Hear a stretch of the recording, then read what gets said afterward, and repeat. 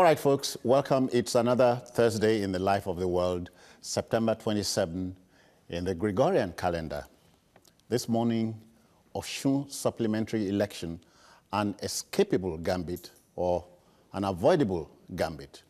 You know, political masterminds are quick to remind us that we have had the now popular supplementary polls in many states across the country. Yes, but keen watchers of a convulsive political evolution insist that so-called inconclusive polls are utterly escapable or avoidable.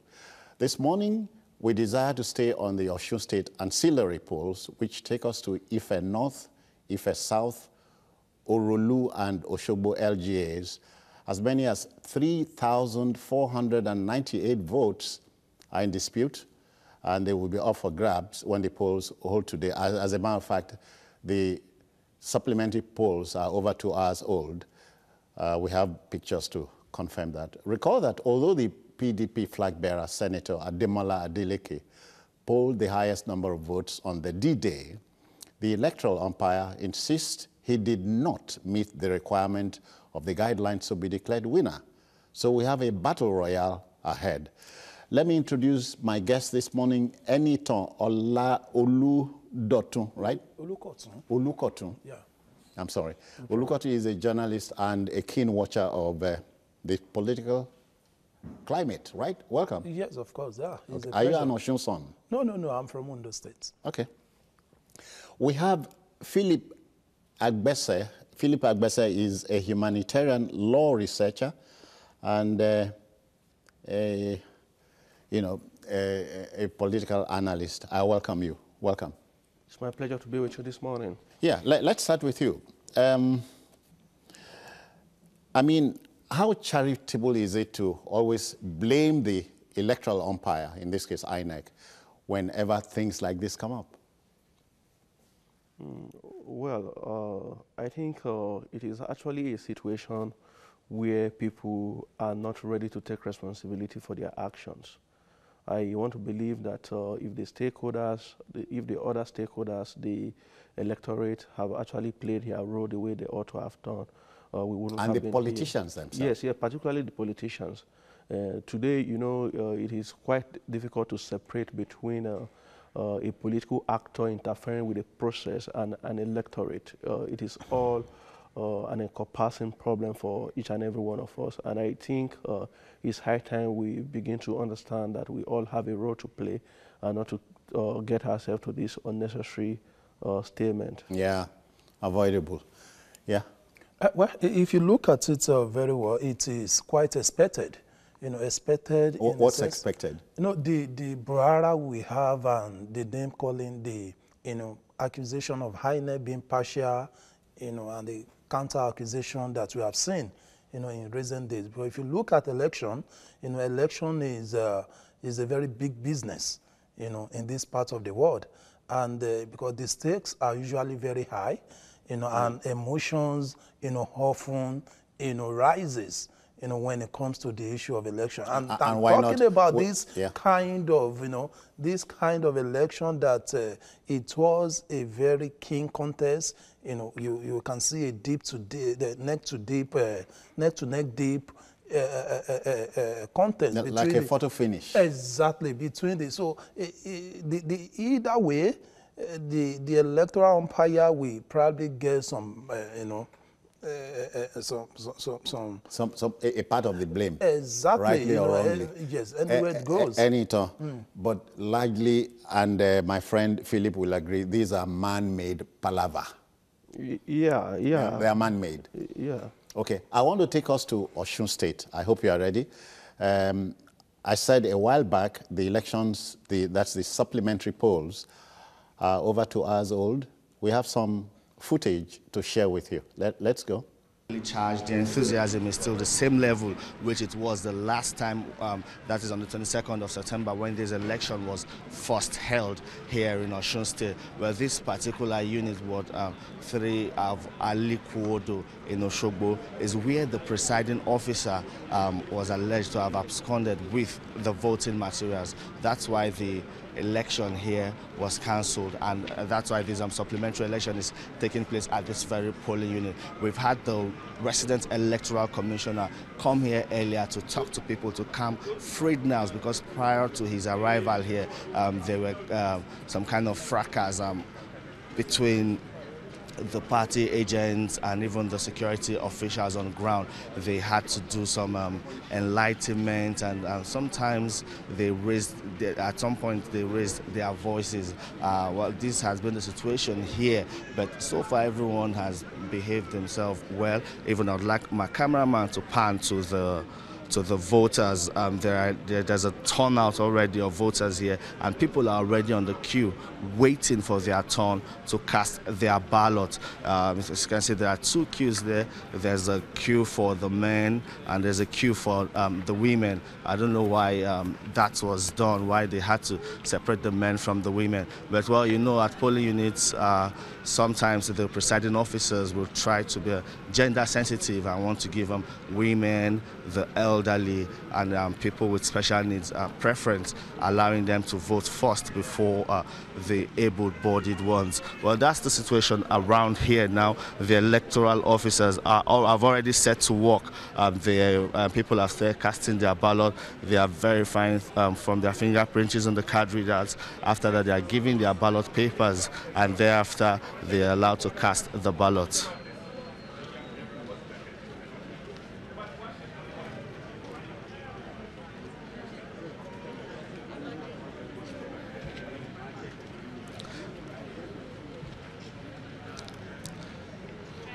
What happened early this morning in Osun State, specifically in a local government in the Osogbo axis. But we have our man, Femi Akonde. We can speak with him now. Femi, good morning to you.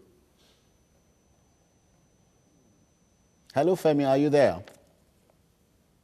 Jones, good morning. Yeah, how do you do? How do you do? I see you have a clement weather, so no hassles about the weather there.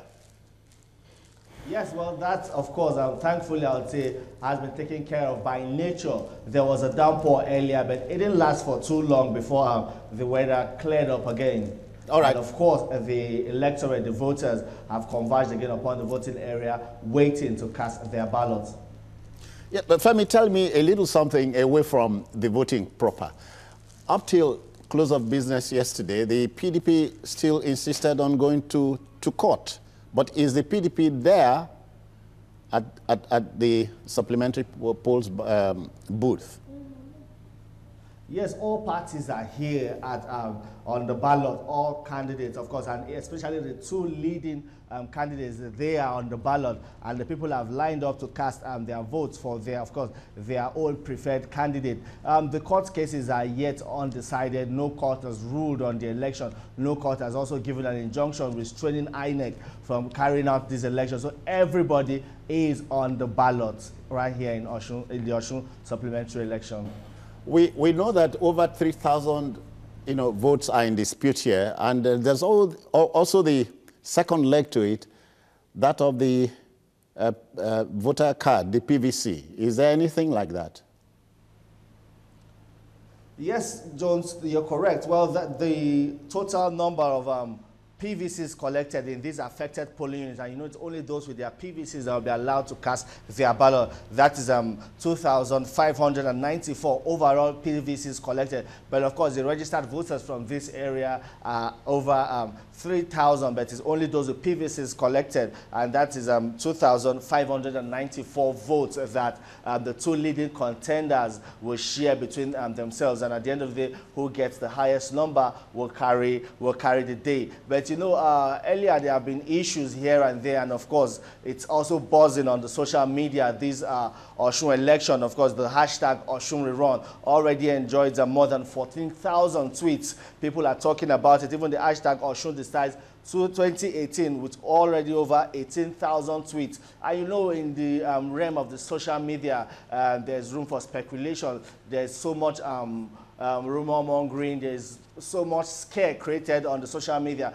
And you know, some social media influencers, I would say, have not acted quite responsibly about information, dissemination of information online. And even observers are also worried about it. You know, earlier I spoke with an observer from the Women Arise, where she also talked about issues and, of course, and especially fake news, as it one way or the other distorts the peacefulness of the election. Yeah. Yes. Femi, you and I know for sure that the elections results would not be collated on the social media. Okay? That's correct. And another issue which INEC has responded to via tweet is the report that accredited media and observers are prevented from operating in some polling units. You know, we've had these reports, and INEC has come out with a tweet through INEC's verified Twitter account to tweet that they are concerned about, they are disturbed about the, let me read it. INEC is disturbed about reports that accredited media observers have been prevented from operating in some polling units, and they promised to look into this. We're also hearing reports that, of course, everyone has swung into action, and the situation is being looked into, and they are now being granted access. Observers and the media are now being granted access to some polling areas. You understand, you know that the stakes are high, so the security men on ground are also aware of the situation, and I would say some of them have tried to be overzealous in discharging their duties, but you know, one thing is sure, they have to perform their responsibility and duties, of course, in the interest of the electorate, to ensure that the whole atmosphere is peaceful and the credibility of this election will not be in doubt. All right, thank you. Femi, before you run away for now, let's confirm the local governments again. I know I have Ife North, Ife South. Go on. Orolu, Oshogbo. There are two words from Ife South. Okay. There are two words from Ife South.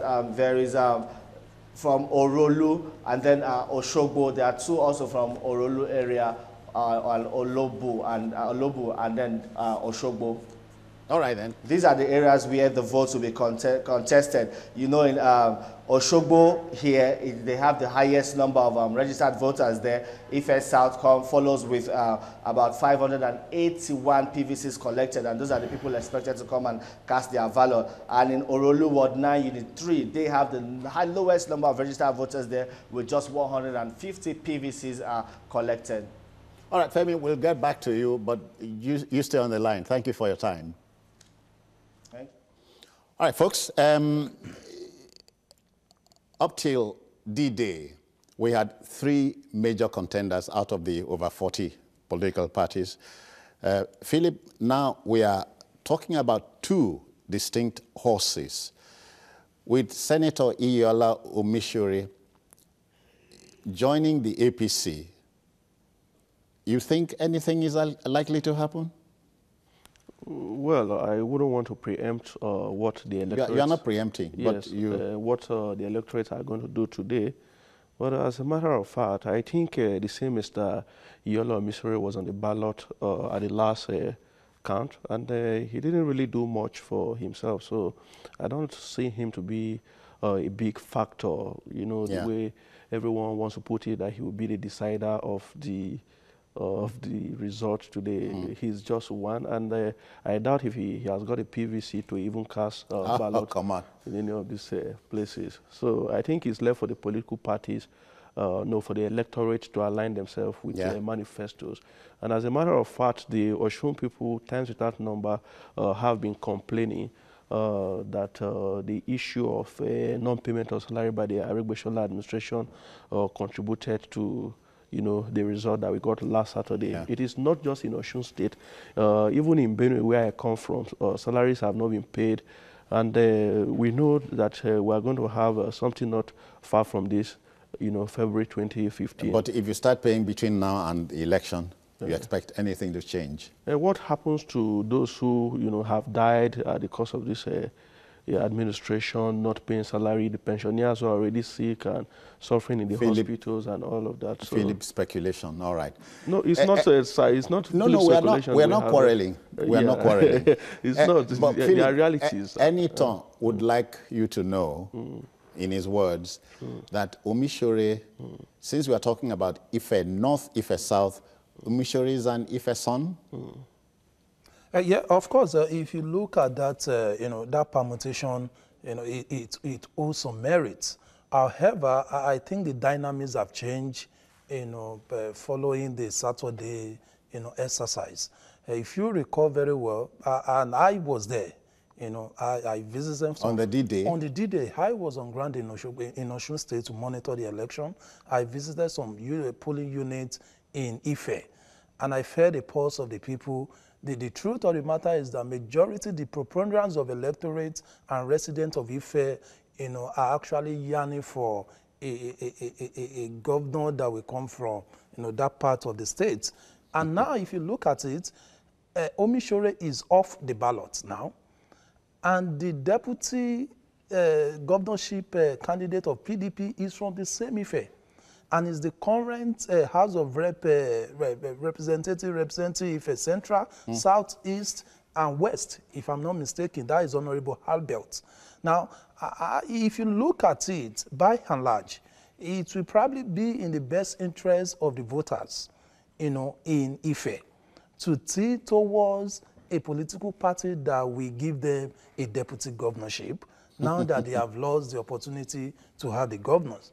Okay. And again, if you look at, the overtures and the meeting and, the juicy offers that have been given to Senator Yola Omishore to, probably get him to support another, I don't think that will yield much political capital at the end of the day. I will tell you something, Citizen Jones, I was there. I monitor everything that happened. This election is entirely about the electorate. And you must credit INEC for doing something. Yeah, you must credit INEC for getting his act relatively well in this exercise compared to what we witnessed in Ekiti. The positioning of the cubicle, granted some level of secrecy and privacy, for the electorate to actually cast and vote their conscience. So the vote buying gambit was not... the vote buying. You can't totally rule out the role of inducement and what have you. But what we observed during this kind of in this last election, was that there was not outright, blatant, open purchase of votes. You can't see and buy. You can't flash your ballots. You can't go here into the cubicle with your phone to snap and to show to get your money. The vote buyers now are paying, probably, they are purchasing commodities that they haven't confirmed. So all they just get from the voter is that, don't worry, I voted for you. It was your party. Well, you can't confirm that. And if you look at it, the kind of attention, the world is actually, you heard what Femi Akonde said, about the interest that this particular rerun has generated on the social media. The world is actually looking. A rerun as opposed to a supplementary? And, okay, supplementary. Yeah. No, the supplementary election is quite keen. People really want to know what will happen.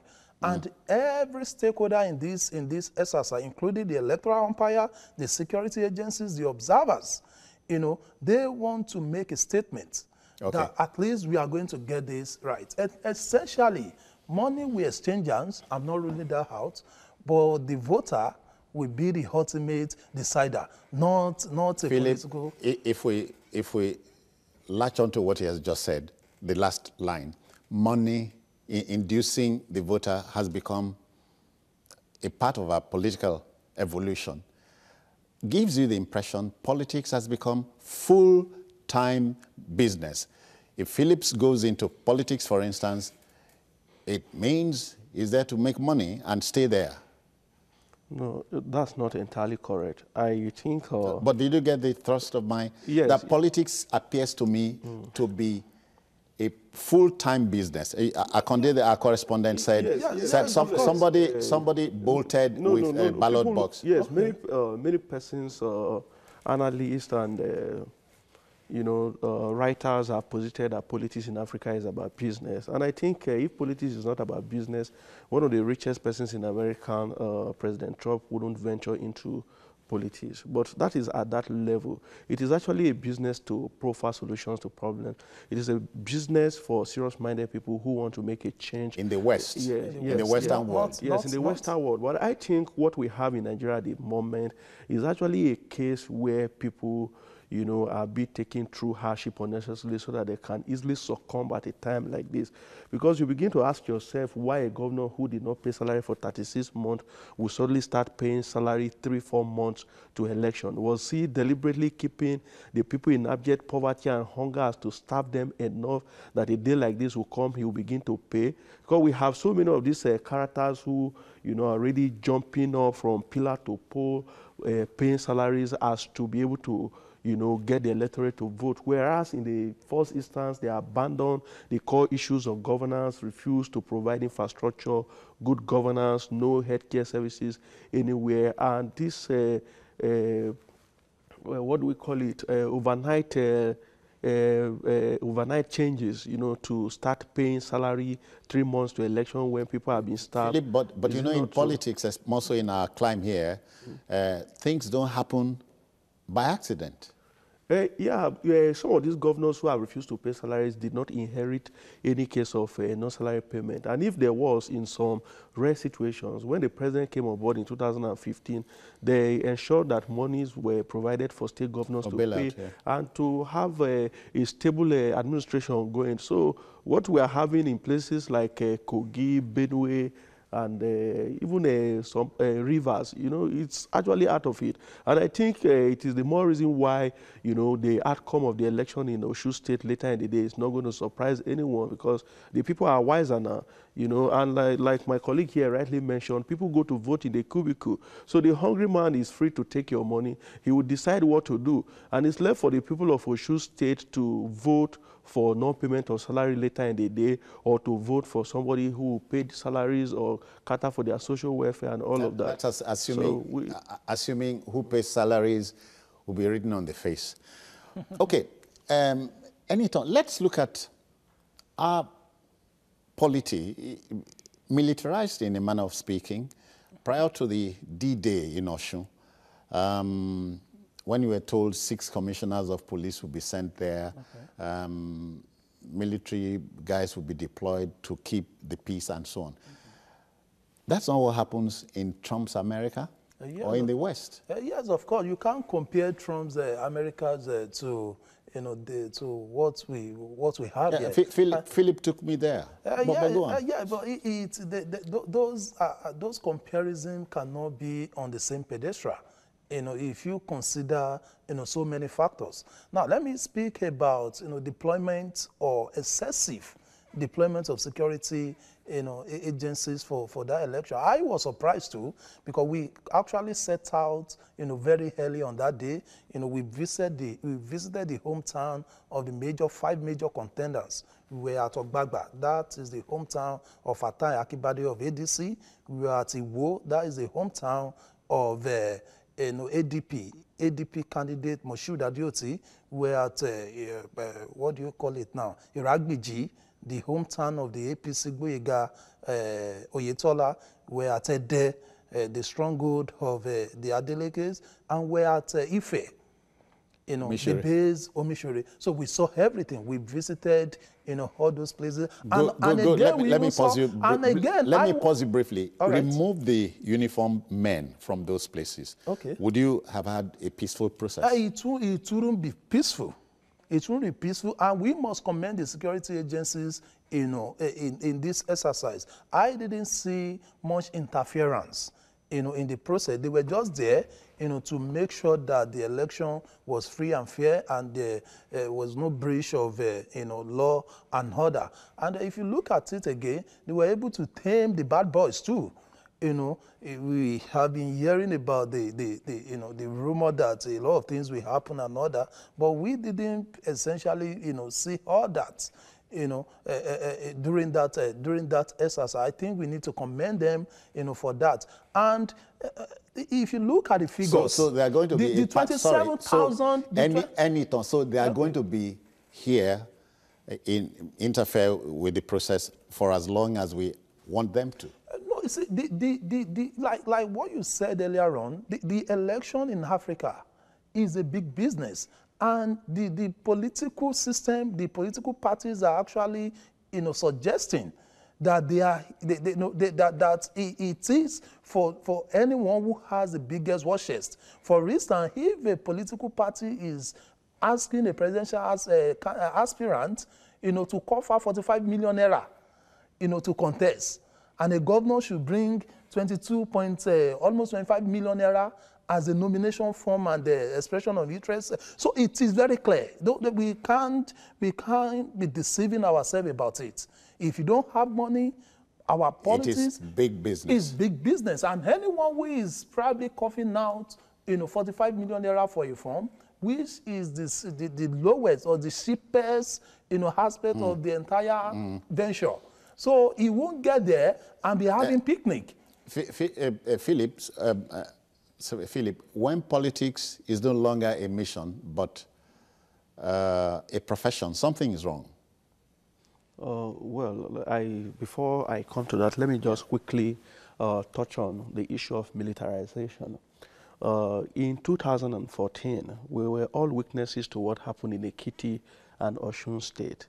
And if anyone who witnessed that situation, particularly the role of the military at that time, helping political actors, moving ballot boxes, helping people move cash from one airport to the other, to the bank and all of that. I think it is high time we learn to give kudos to the current regime, particularly the security operative, for the way they've been able to conduct themselves. I was in Ekiti for the elections, and I saw, well-dressed female This last soldiers. time or the first time? No, this last time. Okay. We saw well-dressed female soldiers on the street, helping people, to queue up, and, they were actually going around the town with dogs, helping the process. Yes, helping the process. I think we cannot completely detach, such responsible participation of the military from our electoral process, especially where they help to ensure that, the rules and regulations are followed strictly. And I think when news broke out yesterday that, there have been deployment of soldiers to parts of Osun State and all of that, from what we have seen from Ajibade and co who are on ground in Osun State, there seems not to be even a single, military person close to any of the polling units. So I think the question of fake news is also acting negatively on the electoral process, and desperate persons who also, of course, some know that they are going to lose. Politicians. Yeah, desperate politicians who are already aware that they are going to lose and want to lose, with some sort of dignity. As I said, Philip, a while back, for them, politics at that point is no longer a mission but a profession. You must be innate to stay afloat. If you look at them, most of them don't have alternative contact addresses. They don't have job apart from politics. I beg your pardon. The Senate president is a medical doctor. Don't forget. So if he quits, hold on. If he quits politics, we expect him to go back to the clinic. Don't you? That's not true. The Senate president has not worked in any hospital anywhere in the world before. Of course. So medical practice today is not an alternative career for him. Okay, law is. Yes, law. No, the Senate president is not a lawyer. No. Because the speaker is a lawyer. But even for the speaker, you see, like legal practice is not something you just jump in and jump out. Of course. I met a man in Ekiti State some time ago who told, in fact, I was advising him, an elderly person, and I said, sir, why not go back to your legal practice? And he said, Philip, the law has left me. You can't leave something. I think for people like President Muhammadu Buhari, who are professional farmers, and what you see them while in office, they still take out time to go to their farms, you know, to look after their cattle. For them, you can, you know, actually say that there's an alternative for them. But I think so many of the characters and actors we see on ground, they actually have no second source of a livelihood apart from politics. And that is why they always make sure, okay, for instance, take Osun, for instance, so many persons have insinuated that Senator Omishore has actually gone for the highest bidder because we read on the pages of newspaper, you know, the kind of coins that have been tossed at him, and you know, he kept consulting until eventually, I don't know what really happened, but of course in public. I hear the PDP man was there. Too. Yeah, no, all of them, they were there. And going to see him must suggest to you that is a factor, however tiny. No, he is, as the case were yesterday, but no longer this morning, because he actually made a decision. And I think that decision he made yesterday has been countered by the national leadership of the SDP.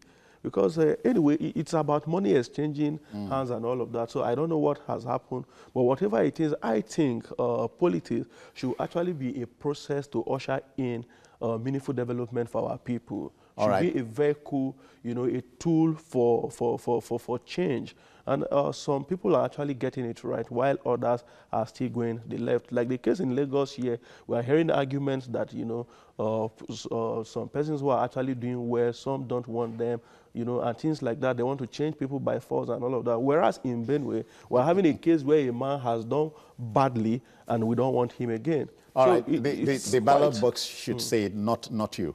Okay, just gone 11 o'clock, and the supplementary election in some local governments in Osun State, southwest Nigeria, is about 3 hours old.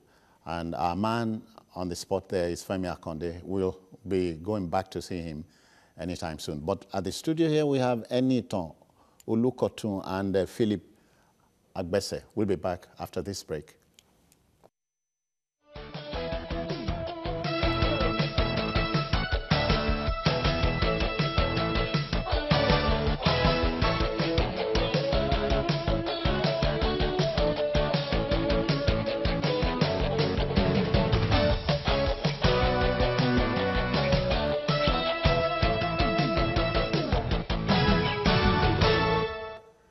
The supplementary elections in Osun State, totally avoidable.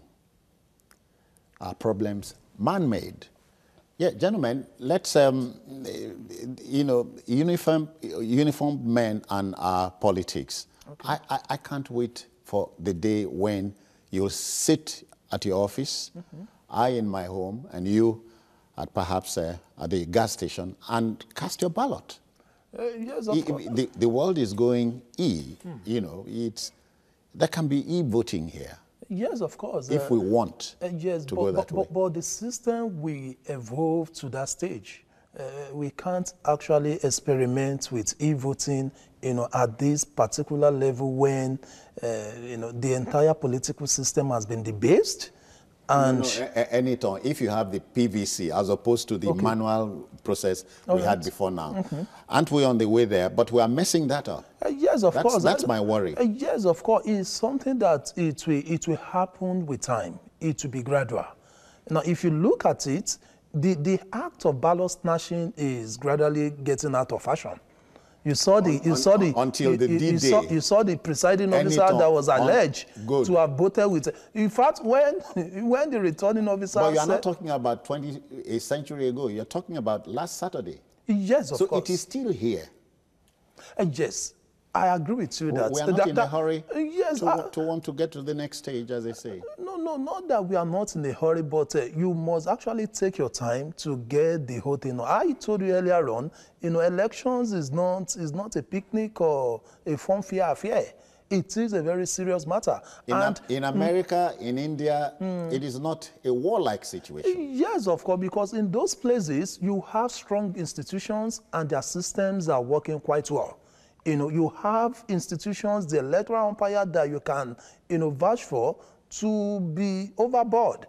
But in this kind of a situation where we still have human interference with our system, when we still have the interference of the political actors, you know, in the electoral process. So it will be very difficult, because definitely you must, at one point or the other, you must have an incumbent who is in power and who is going to supervise the election.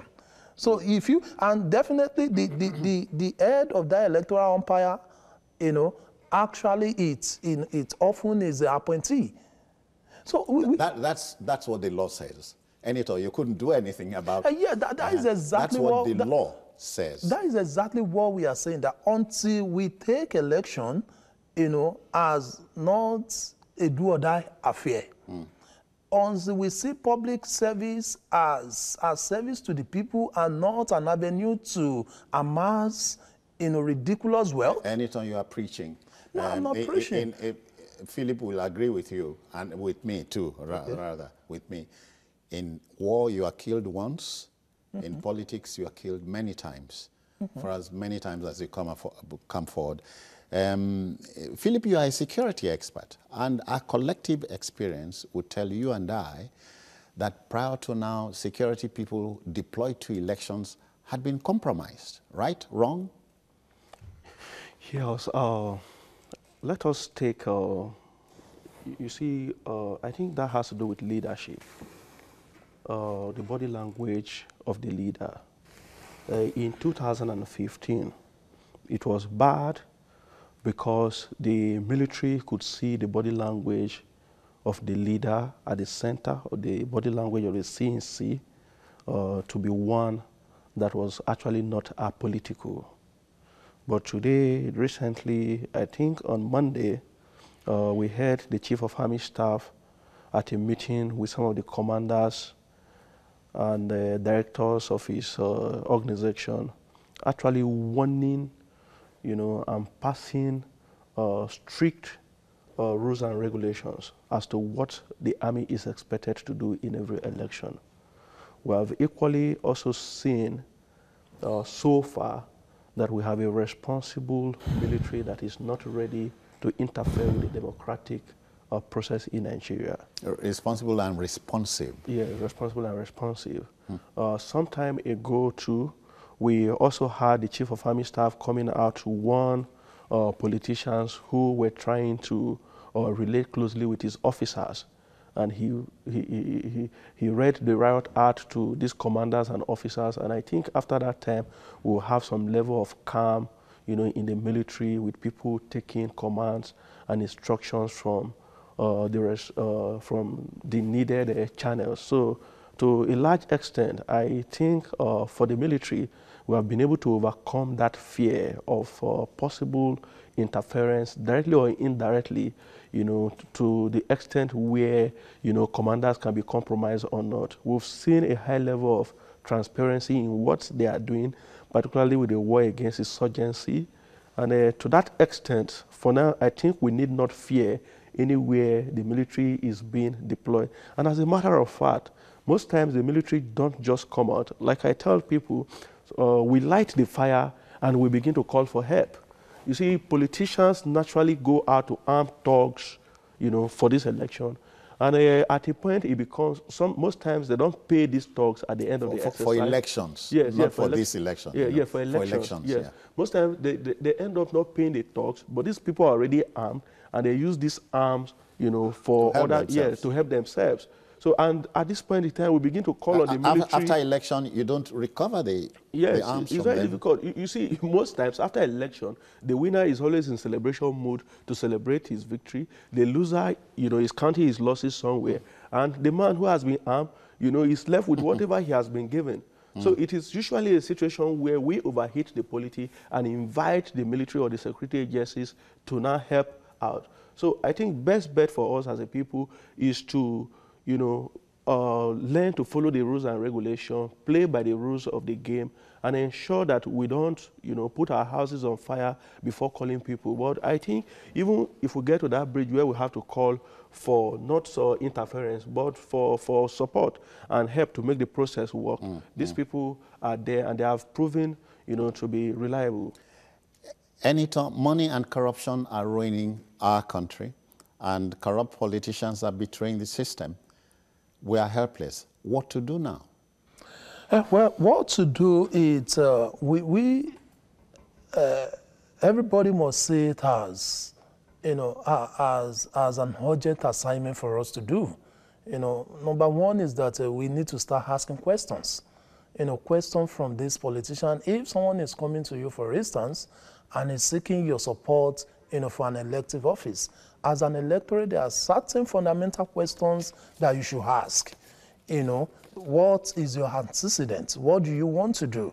We should try as much as we could, to see, election, to create a nexus between our votes, and the quality of our life. Because if if there has been a transactional activity between you, and the person who is standing for an election, you don't have any moral right to, query such person if he drops the ball. If he drops the ball when it gets to when it gets to the office. So it is very important for us, as citizens, to hold these political actors to account. And as you started, we must not stop questioning. We must we must continue to interrogate the process, the system, and ensure that anybody who is coming out to represent us, it must be the best of us, not the worst of us. Gentlemen, follow me to Arochukwu, where Comrade Okorafor is waiting. Comrade, good morning to you. Good morning, Sajus, and good morning, Sarah, good morning, good morning, everybody in the studio. Yeah, good morning. Sajus, I would like to call on our politicians to try as much as possible. Allow for free, fair, and transparent supplementary election. And because if you look at one of the speeches made by President Trump some days ago, he said, make your country comfortable, not running to other places. So they should make the state comfortable. I want to ask Albert, how do you see this issue? Election will be conducted during the morning hours, afternoon, and if even they will be conducted. They will not call results during the daytime. Both results and collation, everything in the night. Why is this so common every time? But even like this one they are doing the 7 zones. Can't they announce this result before 6 p.m. today? Or must they wait till the normal time of night collection, or as if you are running a nocturnal round of election? Thank you very much. Have a blessed day. Yeah, Okorafor, you are dreaming up a utopian state. According to these two gentlemen, we are still in the classroom. And so for how long are we going to keep learning? So if you look at what Comrade Okorafor said, I think it wasn't deliberate, for the INEC to be doing collection and announcement of results in the wee hours, after the election day. Because if you look at it, you have to collate the result from ward to LG, from LG to states. And in some places, for instance, in Oshogbo, in Osun State, for instance, because of the bad road from Oshogbo to Iwo, we had a nightmare trip on that axis that we spent close to 3 hours from Oshogbo before we get to Iwo. And imagine that you have to collate results from wards within Iwo and bring it down to Emiton, and electronically, this would have saved us man-hours. Yes, of course. That is exactly what we are saying. It will help. Sorry, that's what I meant by, if we go by this manual, how long more are we going to have to stay in the classroom, remain in the learning process? The electronic voting, it largely depends on infrastructure. When I mean infrastructure, I mean information, communication, telecommunication infrastructure. If in some places, in some villages today, you still have access of broadband penetration and internet access. Okay. So how do you solve that? But the populace generally illiterate. This is not running the populace down. Akin is reaching us from London. Akin, good morning to you. Good morning, Citizen James. Yeah, yes, sir. And good morning to the two panelists. Good morning. I would like to correct an impression. Earlier when you said that corruption is eating deep into our electoral system, I would rather not agree with that and say to you that once you have a system that is endemic, that keeps the people poor, it is used as an advantage against the people. So I think poverty is really the essence of why we are where we are. Because the people are poor mentally, the people are poor economically, the people are poor physically. You cannot get them to think in the right direction, despite the fact that you even educated them. Yeah. You understand? This is one of the tools that the political class uses against its own people. Sorry, I feel a little disturbed when you say we are a poor country. Are we really a poor country? Are we? The indexes does point to that we are a poor country. Whose index? Poverty is not about you making money. Riches is not about you making money. Riches is about the mental ability of your people to transform situations when you have them. All right. I defer to you. You understand that? Yeah. So the other point I'm trying to make also is that all the issues that have been engaged in the Osun debate have not in one way spoken about what, for example, look at it this way. Nobody is speaking about what Osun is, what the GDP of Osun is as a state, what its contribution to the center is. Nobody is talking about the health sector in Osun. All I'm just talking about is that somebody built built schools and roads. You understand me? Those don't transform to employment. Because the reality is that once you cannot transform the economy, the people still remain poor. They remain poor because you cannot transform the economy. And that in itself is one of the issues what they should talk about during this election. The people of Osun are not asking questions. They are not asking them. They're not holding themselves. They're not holding their leaders accountable. You understand? What exactly is Osun's economic viability in terms of GDP? We don't have no information about what Osun is. Thank you. We don't have any information about what it is. Thank you, Aki. Many more questions and answers. Philip, you know, Nigerians, not just Osun people, we hardly ask questions. We don't interrogate those who rule us. No, that's not totally correct. I think the problem is that people ask questions in Nigeria based on where they stand and not what the public, you know, not the position of the public. For instance, I watched a video some days back where a pastor was trying to interrogate the security situation in the country. And I watched another one 4 years ago, you know, where the same pastor was actually appraising the security situation in the country. And his verdict, you know, when things were bad in the country seems to be, you know, one that was okay. And his verdict when things are no longer right, seems, when things are better, seems to be in the opposite direction. So this, you know, people have access to, you know, podium. So the pastor is also complicit here? Yes, he was actually asking questions, but I think he was asking the questions on the basis of his own personal, you know, standing, you know, with the affairs of the country. Convictions. Yes, and convictions, not, you know, questions that are meant to provide solutions to the well-being of the masses. And let me be more practical about this. In Nigeria, in 2014, it was a daily situation in the part of the country where I live, you know, for bombs to go off. You know, every day it was difficult for people in Abuja to actually live, you know, a life that you are sure that you can, you know, go to bed, sleep, and wake up the following day. People were actually, you know, paying for their funeral in advance and buy casket because we never knew when we were going to die. You didn't buy one anyway. Go on. Yes. Well, now, then later, things got better. And you'll be shocked and amazed that, you know, when citizens started asking questions, when things got better, they were asking the question that they ought to have asked 4 years ago. So you now begin to ask yourself, what, you know, really is wrong with the people? So I think Nigerians ask questions, but they do not ask the right question at the right time, and they ask these questions based on their own personal and individual feelings.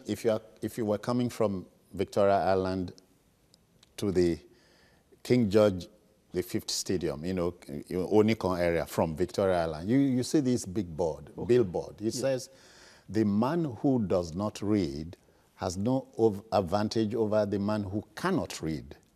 So if you are asking the wrong questions at the wrong time, you are not asking questions. It might sound a kindergarten logic. No.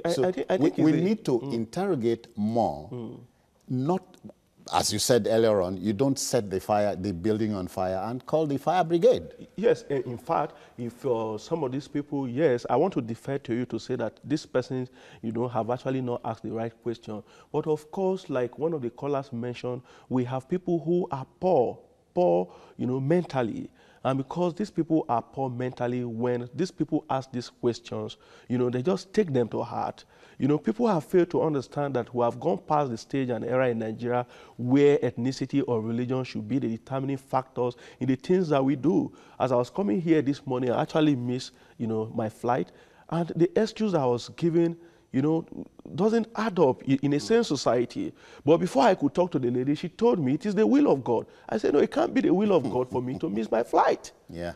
So that is where we are today, where people have, ignored, the real issues of life. They have gone for modern issues based on what they hear. Their personal convictions and so on. Yes, based on what they have been told, by people who do not mean well for our country. Yeah. And I think as citizens, we must understand the consensus. The consensus should be about our welfare. It should be about our well-being. It should be, for instance, if you want to appraise, government, it should not be about who is a leader. It should not be about who is the head of that security organization. It should not even be about the president. The question should be, is the current administration, how has life been in the last 3 years? Has this person been able to, alter the status quo positively or negatively? Has there been any improvements, slight changes, in the way things are being done and the way governance is being conducted? All right, Philip, and I think that is the stage where we are today. Philip, our man in Osun is on the road. He's a road runner now, but we can get him on telephone. Femi Akonde is there. Femi, can you update us? Yes, John. Thank you very much. Well, voting is still ongoing. Voting is still ongoing here. What's your location? Confirm your location. Is the large number of people, not just at the voting area, not people that have turned out to cast their vote, those that have turned out to hear or to see how, witness firsthand how the whole voting process turns out, because there's so much interest in this. They have been restricted from staying there, and they've not been able to get to about 800 meters close to the voting area. But there's a large number of people gathered in clusters just around town, around that Ileko area where this voting is happening. It's going to be a keenly contested vote, and even international and domestic observers, there's a large deployment of them around here to monitoring the whole process, because they believe that this particular polling unit at Ileko in Osogbo, with the highest number of registered voters, will be a key decider in who eventually wins the supplementary election. So that's why there's so much attention on this area from both security, even the U.S. Consul General that we spoke with earlier. His team is still on ground here, closely monitoring the process. Other election observers and even security men have seen them interacting one-on-one with the voters, just telling them to be calm, ensure that they behave themselves well. And there have been some incidents where persons whose PVCs are not the same with people that are not supposed to cast their votes here, they have been identified and sent away from the voting area. So far, that's just been the update from around here. All right, Femi, many thanks, many thanks. Wish you a busy day, but happy at the end of the day. Thank you, Femi. Sure. All right, then. Gentlemen, before we close, let's talk about the power the religious ruler or leader in this country has. He talked about, intellectual poverty. I hear it's the worst form of poverty. And Nigerians defer to, rightly or wrongly, to their religious leaders or rulers. What do you think the role of the religious big man is at a time like this? At a time like this, I think religious leaders ought to, live above board. They should not be unnecessarily, partisan. Also, they should as well watch their utterances, so that they won't eat up the polity. And if you look at their influence are quite enormous. Enormous in the sense that a lot of people, hold them in high esteem. Thank you. And, they see them as the influence can be deployed to more positive uses. Positive, exactly. You have 30 seconds to close. Yes, I think for me, let me take it from where my belief, where lies my belief. Yes, I practice the traditional system, and I practice, Christianity, all together. I like that. Yes, and as a matter of fact, I think we've been unreasonably sentimental as it has to do with religion and governance in our country. The perfect example, in 2015, there was actually an issue between, the Nigerian authorities and, a man who practices a certain brand of Islam, which was considered to be antithema to the growth and development of our country. Immediately, the government was able to arrest the situation, and I think up to this moment, they are still dealing with that situation to nip it to the bud. Now, to the south here, we now have this situation. I think sometime in 2016, one of the laws of the Corporate Affairs Commission was actually passed, for certain religious leaders to be excused from their position because they have overstayed over 20 years. And these people came on government. And the fallout was yes, too much for everybody. You understand? So now when these religious leaders begin to act on the system negatively, it means we are going nowhere. Philip, and I think the backroom boys say they own me here, they say we should end the okay, thank you very, but thank you not very before thanking you for coming. All right, thank Philip Agbese, thank you for your time. It's my pleasure. Enito Ulukotu, many thanks. It's a pleasure being here. To the Nigerian, let's also remember this. Politics is a means to an end.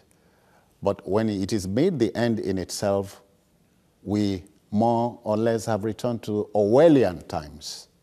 Should we go back to the animal farm? No.